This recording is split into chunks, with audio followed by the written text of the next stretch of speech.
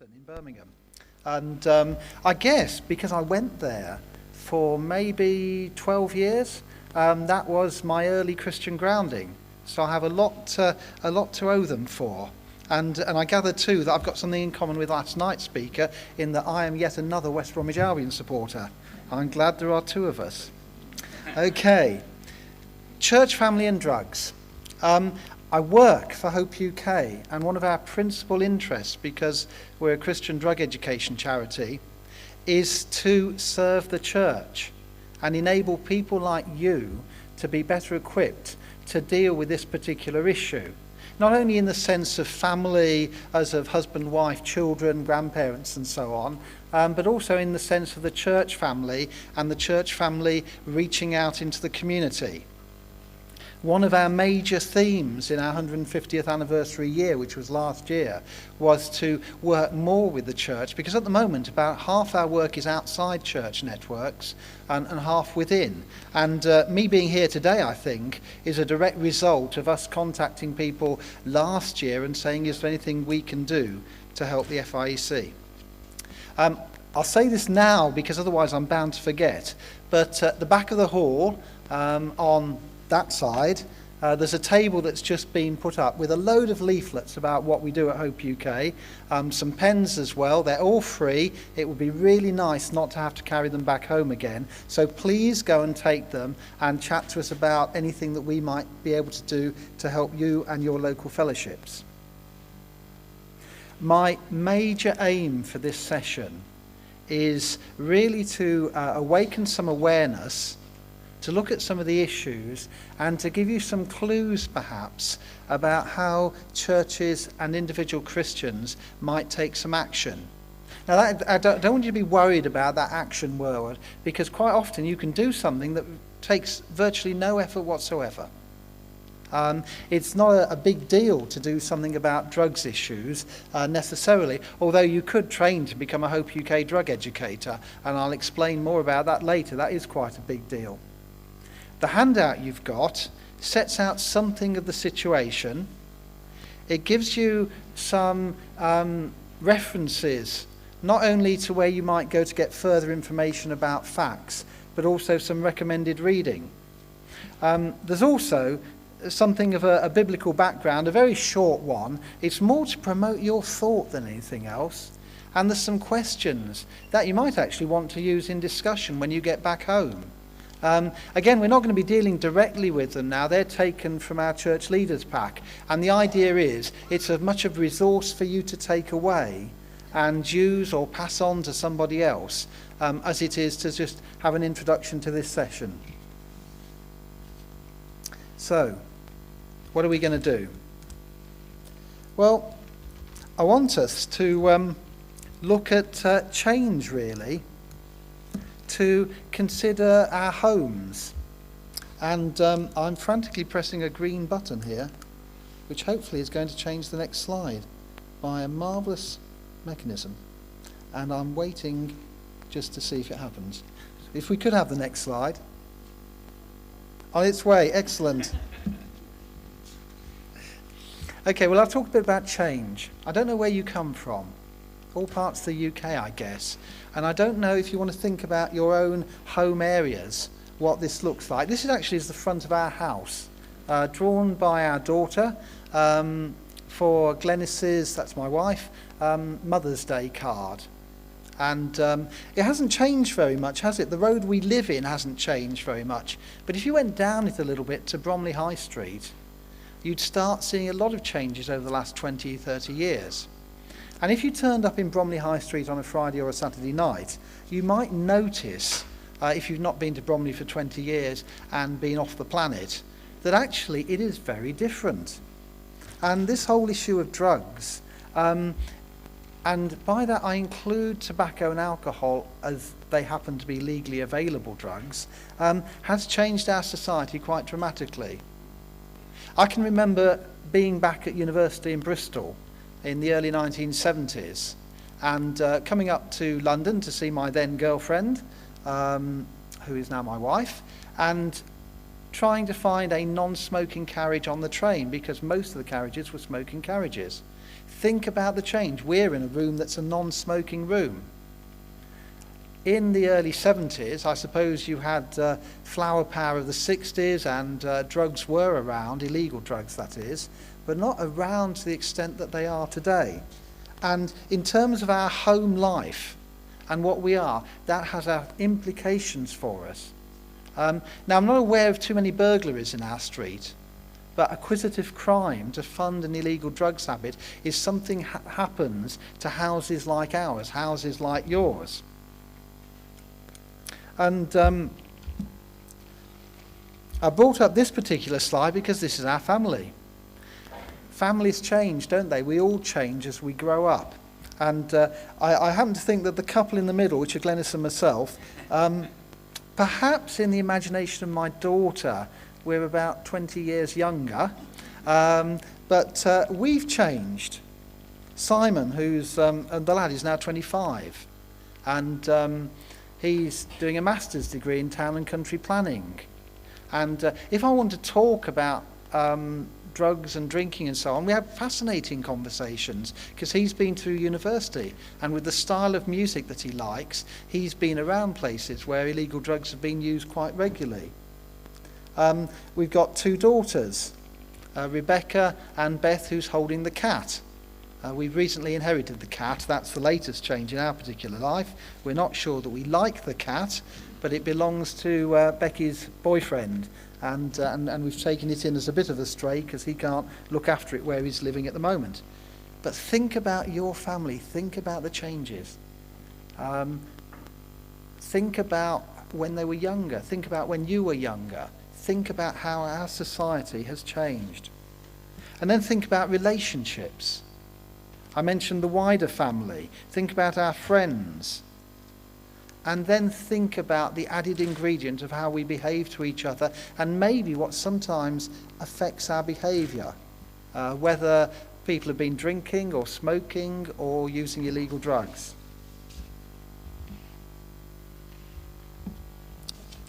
And then, moving on from family, I want you to think about your church. Because really, this is going to be the basis of where we're going to move on. This is the church that we go to. It's in Bromley in Kent. It's a fixed location. I think one of the blessings that the church has in this country is there are 50,000 of them. I don't know exactly how many in the FIEC network, but they are places actually fixed in communities and have been there for some long time. Another blessing is that they're full of people. Now, they may be full of large numbers or small numbers of people, but these people aren't like a football club gathered together because of an interest in football. They tend to be all ages. They tend to be able to reach out into the community. We all have families members who don't go to church. We all work with people who have friends who don't go to church. The milkman calls in our road anyway. We know people, and so it's not just a building. The church, of course, is the people. The church has an advantage because it has this philosophy of caring for people. Our faith drives that on for us. It's a theological imperative. So that's the background of our society and ourselves and where we fit into it. I really better get on to something about illegal drugs, I suppose. Now, although it's listed as a 21st century problem, the illustration on the top is actually a Roman mosaic of a cannabis plant. Drugs and their effect have been around for a long time. There are recorded instances in the Bible of people getting drunk.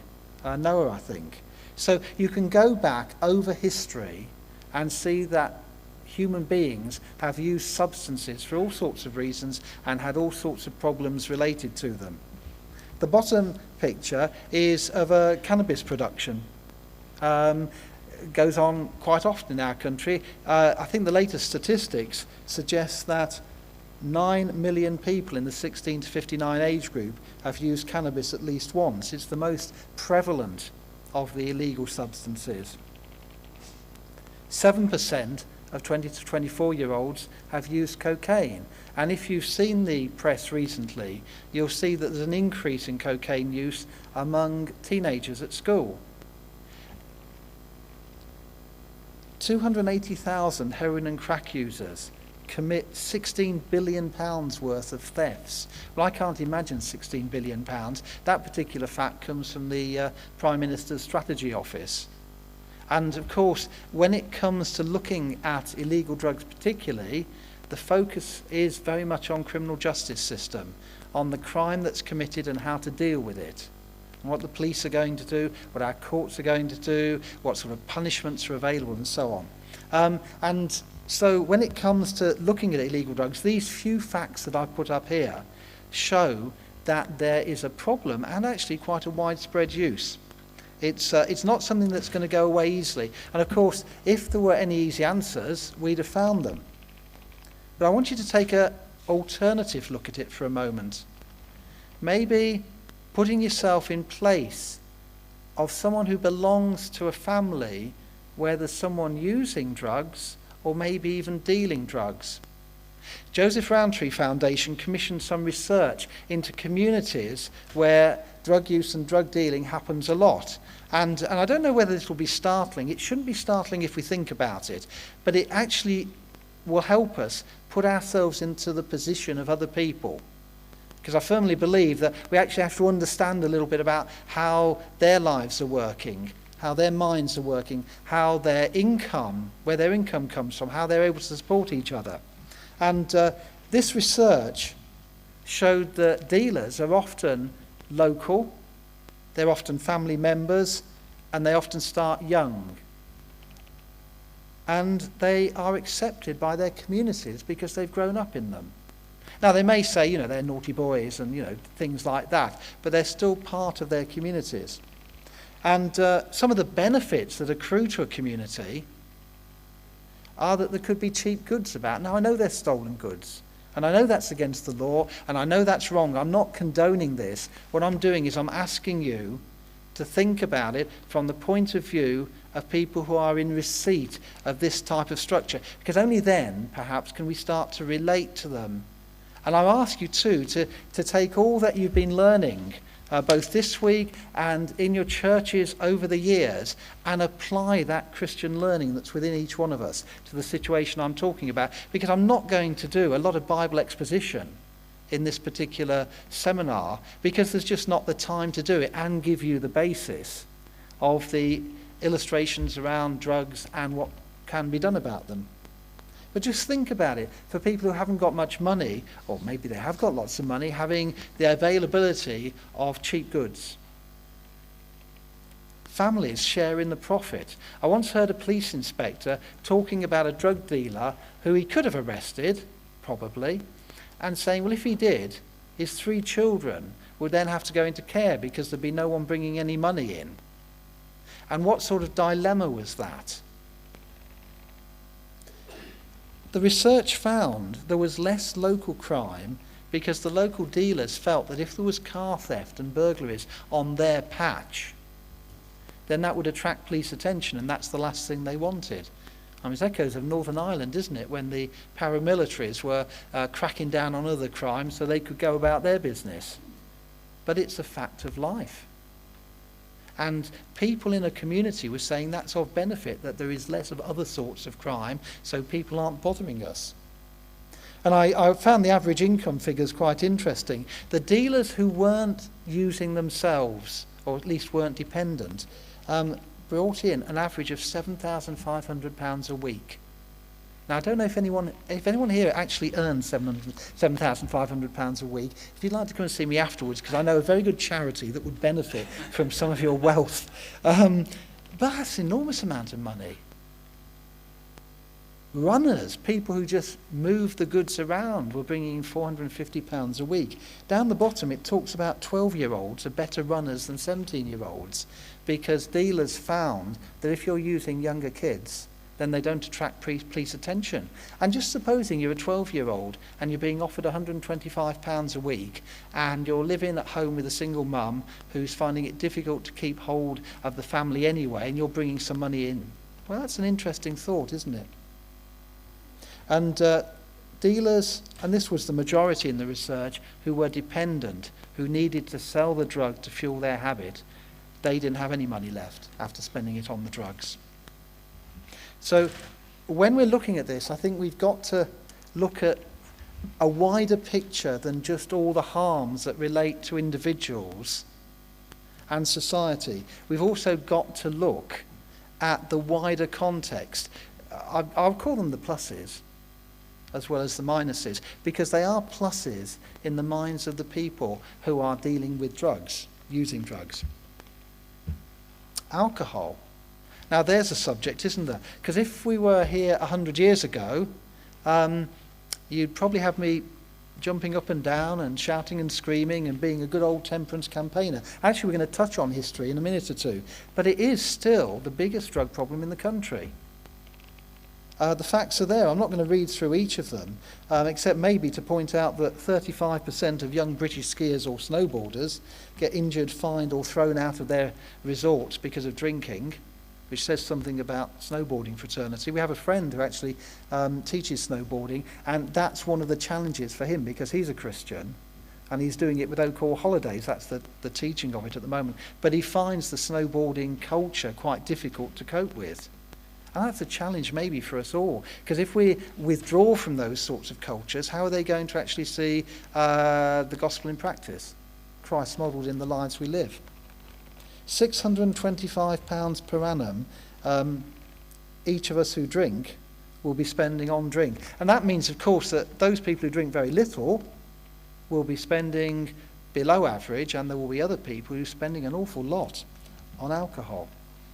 But there are the positives there. I mean, this is something that brings pleasure to people. I once knew a guy who went lecturing in schools about alcohol education who refused to go into Warrington because the schools there were full of people whose parents worked in the drink trade. And he said, how on earth can I talk to them about the dangers of drinking when it's the very thing their parents are bringing in? The money is what they're bringing in, and they earn it by working in the vodka factory and so on. It's a moral dilemma there, trying to square that particular subject. You'll have seen on that slide that the government, that's where the statistics come to, are saying that up to 1.3 million children are suffering because of their parents drinking. Actually, I stop and think of that figure. 1.3 million children, you may not believe it. I reckon it's something like 1 in 8 children in this country are suffering because of their parents drinking. I'd ask, what's the church doing about that? This is a poster that Hope UK put out in the early 80s before I started working for them. At that time, they thought it was a bit startling that 500,000 children have problem parents, same sort of statistic, and it's doubled or more than doubled. But what are we doing about it? I hope to give some clues to answers, but it's actually a great hidden harm thing. What is the church doing about it? If we were 100 years ago, the church would have been really involved in this area. But what are they going to do about it now? What are we going to do about it? And tobacco. I don't want to leave tobacco out. You've got Sir Walter Raleigh in the top right-hand corner. He's the guy who bought potatoes and tobacco back from the New World.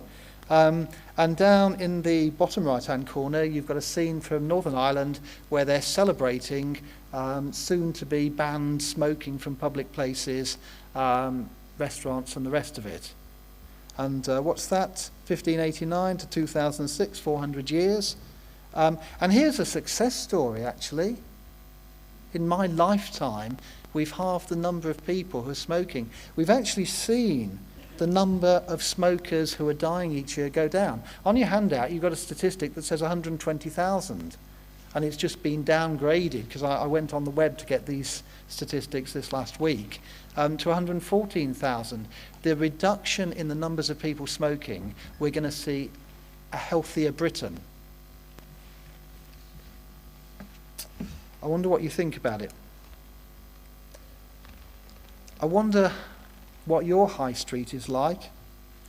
I wonder where you think that issues like flexible licensing, allowing pubs to be open longer, not necessarily for 24 hours, but letting people stay drinking to 2 o'clock or 3 o'clock in the morning. I wonder what you want our country to be like in 5 years' time or 10 years' time. And I also wonder why we can't fix this. The factors aren't in order, and for some people they are more important than others. Social reasons. We can't fix these problems easily because people enjoy using substances. I did think that a quick whiskey or maybe some amphetamine might have enabled me to calm my nerves. One of the exercises I sometimes do, and I'm not going to do it this morning because I can't see you very well, is to ask you, if you were going to speak in your church next Sunday morning, what particular substance would help you calm your nerves most? And we could go through situations like that, because people use the substances for those sorts of situations. They use it socially. Listen to tales about the media and cocaine being available at parties and stuff like that.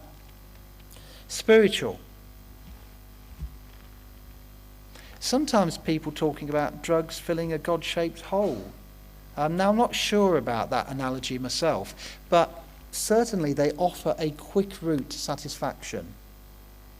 They may well mask things that are missing in our lives that other people don't really know that they're missing, or they've got a vague feeling that they want something, and drugs are a route to getting quick satisfaction. We've talked about some of the economic advantages, and of course there are huge economic advantages to the government. Knowledge, I think a lot of our knowledge is flawed. People believe things that have come from myth and misinformation. Peer influence, what do friends do? And I'd like to point out that peer influence works both ways. What friends and family do, role modelling by older people, can work both ways. Can't fix it easily because some people are physically addicted or psychologically addicted. They actually can't give up. Now, as far as I know, I've not been addicted to any particular substance. But I've read enough and listened to enough people now to know that somehow the fixation that happens when you must have something is such a strong compulsion. We can't fix it because sometimes we're personally involved, or we know people who are personally involved. I'm not going to get into too much debate about why the church is different now to it was 100 years ago about the alcohol issue, but it's actually something we don't talk about a lot. And that's because there is this worry that we might upset each other between Christians who drink and Christians who don't drink. And yet the issue keeps on going round us in our society that there is a lot of harm related to that particular substance. And I've put postmodernism down, and I'm just going to say, that represents a whole multitude of sins, doesn't it? We all do what we like, we have all our rights, and as long as we're making our own decisions and, we're not hurting anyone else, that's fine. And I don't really understand the word. I'm not sure that many people really do. But it means to me everything about today and what we're trying to say about today. And I think, in terms of trying to fix things, there are lots and lots of factors. Why bother? Well, thank you for coming, because you bother. Either that or you want somewhere out the cold wind. I'm not asking you to put your hands up to say if it's the latter, but you're here, so you must be bothered a little bit. But people might say, why doesn't the government take responsibility? We pay our taxes, let them do it. Or why not just let it up to schools? And of course, in churches, we might say, well, I actually don't know anyone who uses drugs, so I can't do anything about it anyway. And everybody I know, there's far more important things to do. We need to pay the electric bill, or the roof needs mending, or the homework needs doing. And it never happens in church. Statistics, they're quite old ones, so they're bound to be low, from Spring Harvest a decade or more ago, show that young people who go to churches are nearly just as likely to use illegal substances as young people who don't go to churches. The only protective factor seems to be is if they have a real and living Christian faith, one which is indicated by the fact they regularly pray or regularly read their Bible. But if you've got people who are just coming to church who aren't practicing their Christianity, then they are just as likely to be using drugs or drinking or smoking as their peers at school. And I've heard once or twice Christian school teachers, teachers who teach in Christian schools is what I mean by that, actually saying they don't need to put it on the curriculum because it doesn't happen in their school, because it's a Christian school. And I'm sorry, but children grow up and leave school. I don't know enough, I've got responsibilities, I'm too busy, I'm scared. They're all good reasons. Well, they're reasons that people give. Okay. Here are my reasons for getting involved. They're very basic. We all know the verses. It doesn't take any Bible study really to go beyond them. I think, like you, I believe that God created the world. Well, I know that God created the world. Let me get that straight to start with. And so if we want to love the Lord our God with all those things, then we need to be our best for him. And did you know that was one of the main tenets of health education? To keep yourself fit and healthy? And I would add for God's service, to make the Christian link. But one of the reasons I believe that Hope UK is so successful outside the church these days is because we're doing what's basic mainstream health education. It's encouraging people to keep themselves fit and healthy. And in a Christian context, that's so we can serve our God to the best of our ability. We're all part of God's creation. There is plenty in the Bible that encourages us to look after God's creation. And then the second verse here, love your neighbour as yourself. In modern jargon, we're talking about peer influence. We're talking about role modelling, as well as caring for people when things go wrong. Caring for people is about what we do as much as what we say. And that is absolutely mainstream health education. You will find it taught in health education in schools that what we do affects other people.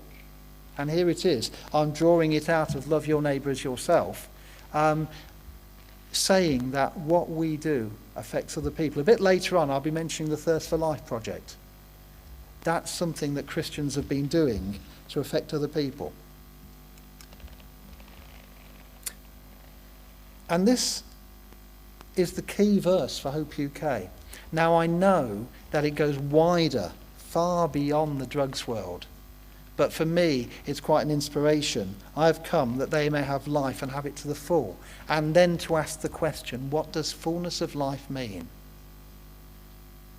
Actually, I'm going to ask you to answer that question in your own minds and in your own time. So here we have home, church and community. When I look at this, I always think of what parents are told when they go to parents' evenings at school. The home-school partnership. And I'm thinking in these terms as sort of like a partnership. The church being there, and I mean the people, us, being there to reach out and support those in home, which is family, but also to look beyond home into the wider family, into our communities, the people around us, the reaching out. I get a lot of satisfaction in my job when either myself or any of our educators are out there working outside church contexts, and we're cutting it as Christians working in someone else's world. One of our projects is to train drug educators. We were invited by the Home Office to train some church-based drug educators in London. The head of diversity wanted to do some drugs education, or to try out some methods of drugs education areas where there's a high number of ethnic minorities population. And so they asked to use our scheme. And we sat there in this meeting, and after a little while I thought, do they know the people they're asking us to train, mainly black majority churches, are actually going to be using this for evangelism? And I'm sitting there, thinking, this is the government we're talking to. And I said, after a little while, I said, look, we can train them in drugs education. The reason you're asking us is because the way we do our work as a Christian organisation is right in line with what the people we're going to be training believe. And then I say, but they're going to be using it as part of their overall witness, which includes preaching the gospel. And it was lovely. People smiled back and said, yeah, that's fine. And it showed that what we were talking about, we were able to take what I believe is straight out of Christian principles, for want of a better word, straight out of the Bible, and apply it to a secular issue, you could say, drugs education, and sufficiently convince people in government that this was going to work and that it was okay for churches to do drugs education in the community. And I get a kick out of that, because it's putting Christianity into practice out there in the big wide world, taking it out of the walls of local churches. I'd like to introduce you to the Reverend Jabez Tunnicliffe. In 1847, he was a young Baptist minister in Leeds, and he went to visit this dying man who was dying from alcohol abuse, and the man made Tunnicliffe promise to help young people avoid the same fate. And this is where the Band of Hope, which is the predecessor organisation to Hope UK, started, in Leeds in 1847, because you had a man here who had a mission. Lots of problems, very visible on the streets with alcohol. And he could see that there was an issue. Now, at the same time, he was the chair of a mission committee that was going to run a children's mission in the city. And the committee were all ladies, but at that time, I guess they had to have a man to chair it, because if you remember, back in 1847, ladies didn't have the vote and things like that. And I'm going to be very careful about how I carry on talking about male-female roles. Okay, but there was Jabez with all these ladies, and they invited a speaker called Anne Jane Carlyle, who was a 72-year-old Irish lady, to come and be the speaker. Now, back in Dublin, where she grew up, she'd had an experience in that she'd, as a young girl, had come down and seen one of their maids, because they were a well-to-do family, having dropped a whiskey decanter down on the floor, licking up the whiskey with her tongue. And this sort of made her think, if something that's powerful can get hold of somebody, what's it all about? A little later in life, she started prison visiting and met a lot of people in prison who were there because of their drinking, and was convinced that Christians ought to do something, and particularly ought to do something for children. The two of them got together in Leeds and they started a children's club. It was not rocket science. They said, let's get the children together, we can teach them about Jesus, and we can also teach them to avoid one of the big social harms of the time, which was drinking. And that started this Band of Hope. She's supposed to have said, what a happy band the children are, they're the hope for the future. Now, I give you the story as a practical outworking of two Christians who had a vision, starting something that 50 years later had 3.5 million members. In 1897, they had a silver jubilee. Queen Victoria was the patron, and 10% of the population had a link with the Band of Hope. And those 3.5 million were all connected with churches, because the motto of one of the early Band of Hope organisations was to win the young for Christ and for total abstinence. People were rolling up their sleeves, getting stuck in, working with children, doing something. Now, the modern day equivalent is not to recreate that, but it's a lesson from history, I think, for all of us. I think one of the lessons too is we've got to watch our language. Because I don't know about you, but I find that words like total abstinence and temperance and teetotal don't really necessarily relate to the people I meet in the street, so I don't use them very much. But I would like to invite you to talk to the person next to you for about 30 seconds when I've asked you what to talk about, just to see if you can get the origin of the word. This is by way of a sort of a little commercial break. Not so much commercial as just to give you a little refreshment from me talking. The word teetotal, been around a long time, don't tend to use it much. I talk about alcohol-free choices, drug-free choices. But I was wondering if you knew how it arose. The last time I did this, well, I'll tell you the result of what happened the last time I did this when you voted. But I've got 3 meanings for you of the word teetotal. One of them, was that the early teetotalers were people who decided that they'd stop drinking, and therefore tea became their drink. So that was their nickname. They were tea drinking total abstainers, shorted to teetotal. Or you could say that because the early temperance movement was actually a moderate drinking movement that just stopped drinking liqueurs and spirits, and wine and beer was okay, they moved from moderate to total abstinence, and so the T was the capital T, T total, capital T total abstinence.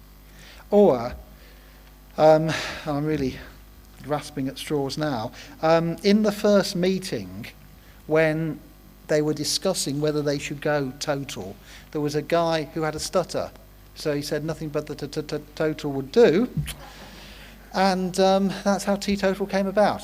Okay, now you've got 15 seconds to decide which of those are actually the right answer. You can chat to the person. I will count 15 in my mind and then come back online. It's either the T, drinking total abstainer, the capital T for total abstinence, or the total. Okay, could I ask you please if you think it's the tea total, meaning tea drinking, which was the meaning of the word teetotal. If I do this, I can actually see you. Okay, we have about 7, 8, 9, 10, maybe about 12 people saying that. If you think it's the capital T for I'm becoming a tea total abstainer, if you think it's that one, and we have coming up to a maybe majority for that, about 20 people, and if you think it's the stutter, the total. Okay, someone has at least heard the story because that's the answer. Okay. Isn't it funny how things happen? I'm here because somebody at that free church in Quinton, Birmingham, invited me to go to a youth group when I was 14. I went to that youth group because I wanted to go out with his daughter, and the youth group was the youth group of the local Band of Hope. And I stayed because I met a lot of friends. And for the first 4 or 5 years, I had a good time going to youth holidays, and never did get to go out with that girl. And it was a friendship thing. And it's funny, isn't it, how things stick from unlikely beginnings. Because here I am working for Hope UK, my goodness me, about 38 years later. And here we have the word teetotal, and it is nothing but the total. Would do, and they just thought that teetotal was a good thing to use as a nickname. Temperance, this word, has this image of being rigid and moralistic and, dreadful these days. But if you look at some research that was done by a lady, a professor called Virginia Berridge, again for the Joseph Rowntree Foundation, and you can get these things from the Joseph Rowntree website, which is www.jrf.org.uk. She pointed out that it was successful and changed the way of our country. Because it wasn't just the 3.5 million people in 50 years who joined the Band of Hope, but people stopped drinking and they had healthier lives. Lives changed for the better. And she pointed out it had a Christian dimension to it. Christians were putting their care, their faith into action. It built what today we call social capital. Organisations grew in membership. Those of us who are older might remember, maybe your churches are still like this, church socials, people meeting together, people living out their faith together, and that's part of social capital. It's people fulfilling community responsibilities, which churches were right in the middle of. Temperance had a holistic approach. It wasn't just about preaching against the demon drink. It was about teaching children to cook, taking them on outings to the seaside. Thomas Cook, who started the firm, Thomas Cook & Son, his first outing was to take some temperance people from Leicester to Loughborough and back again for a rally. It's political. It does get involved in political issues because you can't avoid doing it as the government controls the availability of substances. It shows an alternative, a practical alternative. It's economic. In the early days, friendly societies were set up for people who didn't drink, helping them save their money, getting them better insurance deals and so on, because generally they had better health. Now, I know that red wine is supposed to help against heart attacks and so on, but only if you have a little bit of it and if you're aged over 40 generally, and then it's a bit controversial because other people have found out that other things happen. And above all, I want to use this word commitment. And it's at this stage I want to introduce my wife to you. Because partly to give you a change of voice, but also because Glenys is one of our associate drug educators in Bromley. And I want to highlight 2 or 3 projects that are quite possible, and some of them quite easy to carry out. The first project is one that's been going on since March the 1st. You may have seen it advertised. We've done our best. It's called Thirst for Life. It's saying, if you care about binge drinking in this country, if you're worried, how about starting conversations? And one of the best ways to start a conversation is if you decide to leave alcohol alone for 40 days, which happens to be Lent. But because we wanted to make this open to people outside the church, and certainly also for Christians who don't really follow Lent, we wanted to give that opportunity for everyone. We had badges and tags. I'm actually wearing a tag, except it's just fallen off. So it's somewhere around the floor is a blue ribbon that says Thirst for Life. And the question is it made a difference? Well, we have some true stories from people who have said what's happened to them because they've seen someone else take a very small practical step of giving up drinking for 40 days. So we're going to take our turns reading some of these. Thanks. 24 days and still going strong. Feeling so much better. For the first time in about 5 years, I'm sleeping properly and feel as if I'm rejoining the human race. Absolutely fab. Cheers. I just wanted to email you to say what a fantastic idea Thirst for Life is. I think it's something that is really happening in the country this year. In January, one of my non-Christian friends told me he's giving up for the year, which made me think about whether I should extend my January giving up period to the whole year. I decided on Saturday that I would give up for the whole year and dragged one of my housemates along in the plan. I found it quite hard to give up, and now realise that while not having excessive amounts to drink, just the 1 or 2 mentality can be a bondage as well, colouring my view of what socialising is actually about. I hope by the end of the year God will have further refined the way I think about alcohol and that our nation will be challenged, as this is a huge area of bondage for us as a country. Thanks for this. The emails are encouraging. I thought that I would find it easier than I have, to be honest. I don't binge drink, but going without my usual glass of wine with my dinner has been so hard. It's definitely a challenge, and I've been really surprised and encouraged by how many of my friends have been supportive and by how many people I've chatted to this week that think it's awesome that I've given it up for Lent. It's helped me to explain to people what Lent means to me. My non-Christian housemate has taken up the challenge as well and has shown so much strength and willpower. It has definitely impacted her life. She even came to church last Sunday. Praise God. Okay, and we could read out others like that. One of the things that's really struck me, and I work in this business, is how people have emailed in to say how much better they feel on Monday mornings. And they're people who are not binge drinkers necessarily.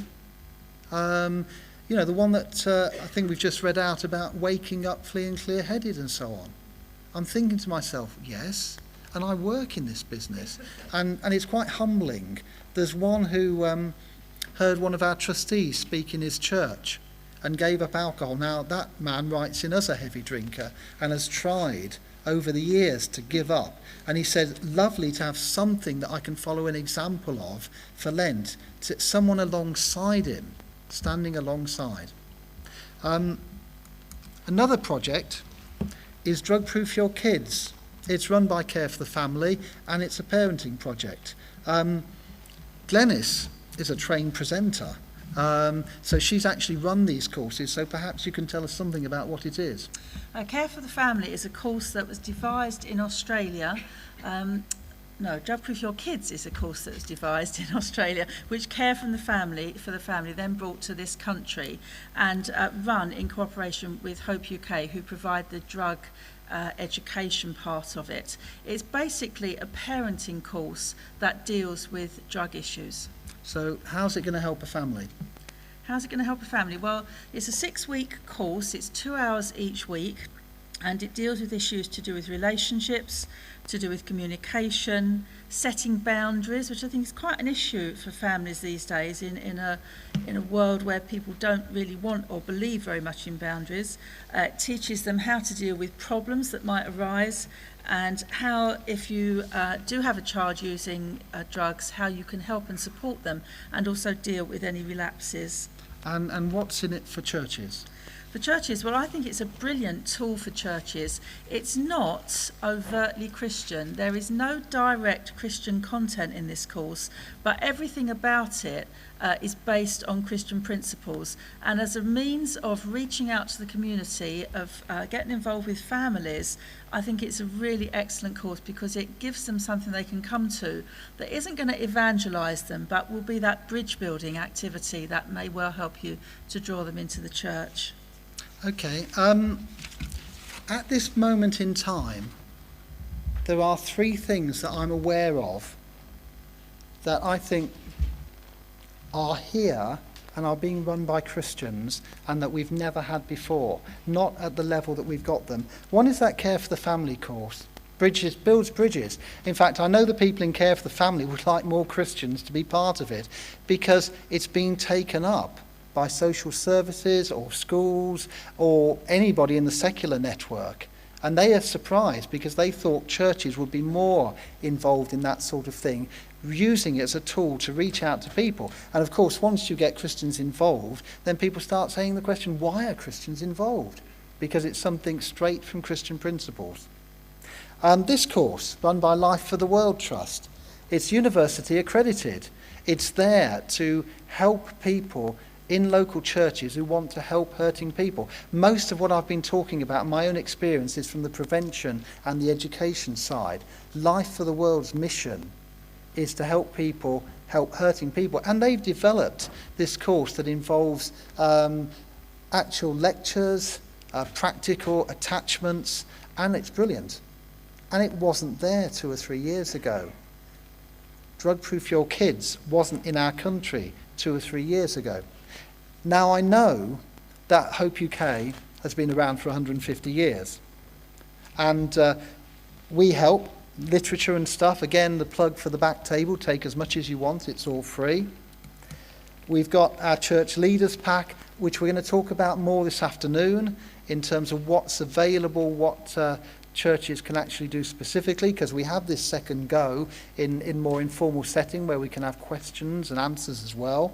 And this covers things like what you do on a Sunday, worship and family time and preaching, what you could do midweek, and, which is often priority for pastors, how you help people who turn up on the door asking for help. The parents who say, my son's gone to university, I'm really worried, he seems to be totally spaced out all the time, except I'm not sure that parents use words like spaced out, but you know what I mean? It covers ideas for working with children, young people and parents on the education prevention side, and it's got information. We produce that. But the thing I want to highlight now, and to get Glenys back, because she was one of the first people to sort of qualify for this course, is our Drug Educator Scheme, because just like Life for the World and the Care for the Family course, these are the 3 things I think that are on offer to the church today, and have never been there before. And it's an opportunity for all of us to say enough is enough, we can do something, or we can suggest to someone else maybe they should go on the course so they can come back and help us to do something. So, Glenys, why are you a voluntary drug educator? Well, I'm probably a bit different to most of the others in that I actually am 5th generation Band of Hope. So in a sense, it's kind of in my blood. I don't have much choice in that respect. But it has also been a choice that I've made, because I think it's something that matters. I think it's something that Christians are not as much involved in as they should be, and I think it makes a difference. Okay, and Are they all like you? No, they're not all like me, not in the slightest. Most of them have never even heard of the Band of Hope. They're very new to it. Quite a high percentage, particularly in London, are from black churches. I think about 3 people in particular. Josephine is a British Airways air stewardess, a very senior air stewardess, but she also does prison visiting, and she's part of a youth offending team panel. And she actually attends a black church. She's white, but she attends a black church. So she finds this a very useful thing to do. There's a lady called Sharon, who's part of the Eden Project in Manchester, which you may have read about. She is also an educator. And the third one is a guy called Dave, who was a school caretaker, then became a care worker, has a wife with a long-term serious illness, but is a youth worker with a real heart for children and young people. So very different kinds of people. Okay, now I've been in the Band of Hope network and now the Hope UK network for ages, and I actually met Glenys in it. So I didn't get to go out with that other girl, but I met someone much better instead. Okay, I describe what we were doing 30 years ago as well-meaning amateurs, and is that still the case? No, to be a Hope UK educator, you have to go through the training, which is accredited. And you get certificates when you've done it. So there are 3 basic training weekends, and they deal with how to take a drug awareness session. So it's things to do with the information you need to have, how you work with different groups, how you work with different age groups, how you deal with diversity, health and safety, all kinds of practical issues about taking a drug awareness session. And then various other specialist weekends which follow up working with children, drug information, various things like that.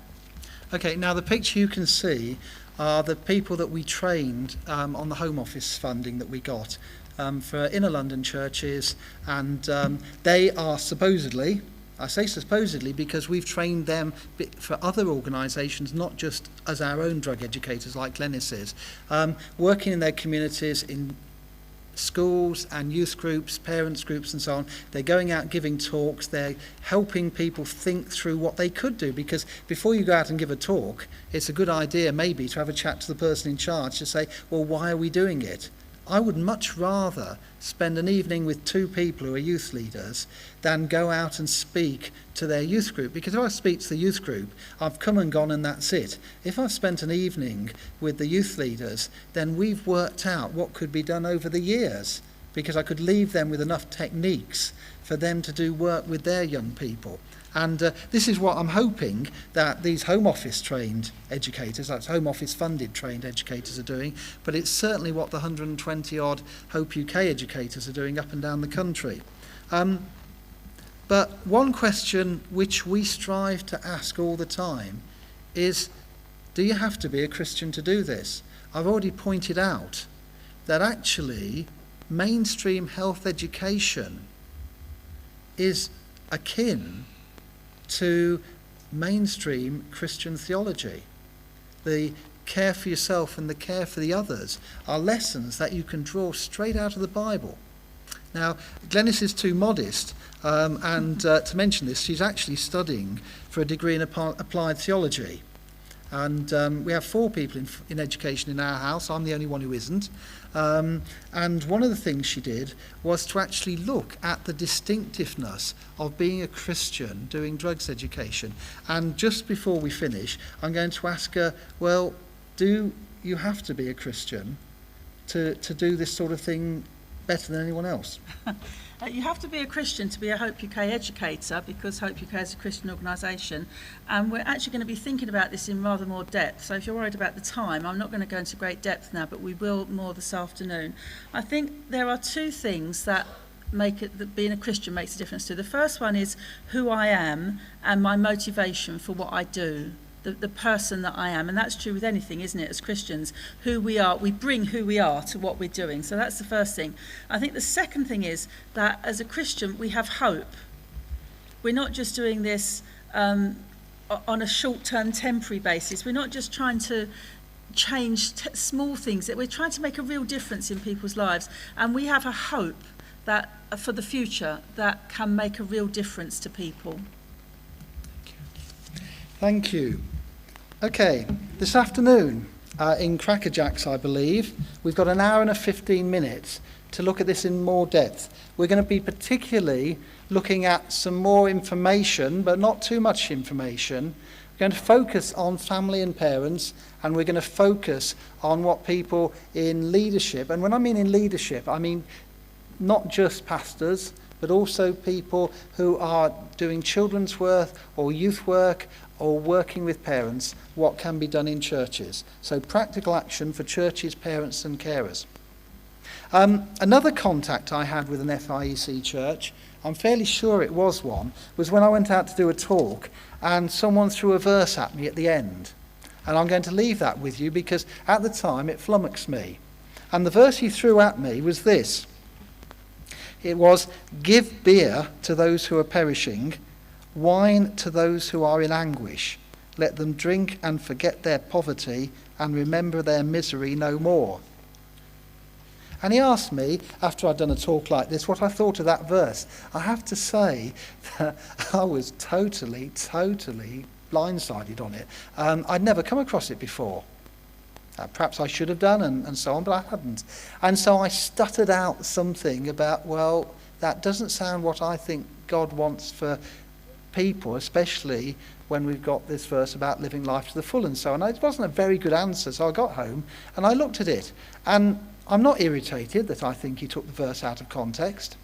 Okay, it's Proverbs chapter 31, if you want to look it up at the end. I am really pleased and blessed because he's given me the verse that drives the work I do, not those verses. But it's at the start of Proverbs chapter 31, and it is a family context because it's a mother giving advice to a king called Lemuel. I'd like to read the passage to you and finish with the verse that inspires me to do the work I do. "O my son, O my son, O my son, do not spend your strength on women, your vigour on those who ruin kings." I think that's the mother saying, be careful about the girlfriend. Okay, I'm not a Bible scholar. Please tell me if I get that wrong, but never mind. And then the bit about, then it's not for kings, O Lemuel, not for kings to drink wine, not for rulers to crave beer, lest they drink and forget what the law decrees and deprive all the oppressed of their rights. And that's basically saying get focused on the job. Don't get distracted by women. Don't get distracted by beer. You've got a job to do. And then there are the verses that I read about giving beer to those who are perishing and so on. I tend to think of those a little ironic because that's what actually happens, isn't it? People drink to forget sometimes. They drink to blot out their misery. Not always. People also drink to enjoy. Let's not forget that. But these are the verses that were such a gift. Speak up for those who cannot speak for themselves, for the rights of all who are destitute. Speak up and judge fairly. Defend the rights of the poor and needy. I'd never noticed that verse before until that guy bombed me out with the verses. I'm grateful to him forever because that's what I'd like to leave you with. Thank you very much indeed. God bless.